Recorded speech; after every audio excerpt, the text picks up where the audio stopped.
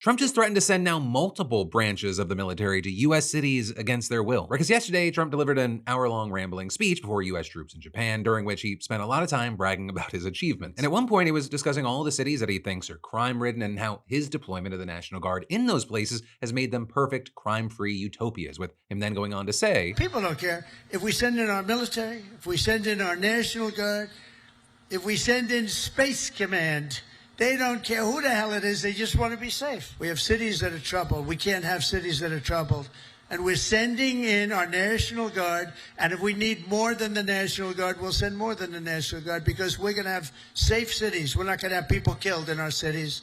And whether people like that or not, that's what we're doing. Now, with that, Trump did not elaborate, but when questioned about his comments during a press gaggle on Air Force One today, we saw this. What did you mean last night when you said you were prepared to send more than the National Guard into American cities? Sure, I would do that if it was necessary.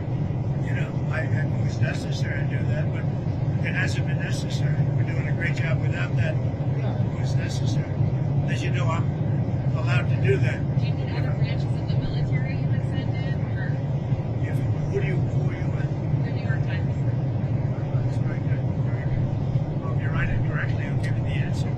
But, you know, I want to enact a certain act. I'm allowed to do it routinely, and whether about 50% of presidents have used that, as you know, and I'd be allowed to do whatever I want. But we haven't chosen to do that because we're doing very well without it. But I'd be allowed to do that, you understand? And the courts wouldn't get involved, nobody would get involved, and I could send the Army, Navy, Air Force, Marines, I could send anybody I wanted. I'm sorry I let him talk to you unattended for so long. So, a few things to break down. So first of all, the act that he's referencing appears to be the Insurrection Act, right? It's that centuries-old statute that allows the president to deploy active duty troops for civil policing purposes when there is a rebellion or widespread public unrest. And specifically, the act allows the president to send in those troops when a state government requests it, or if the president declares that the unrest is obstructing the enforcement of federal law. And if you've watched the show or you've paid attention to the news, you're familiar at this point. Trump has floated this idea over and over again. But, very key thing, he is wrong or lying or was lied to and is just regurgitating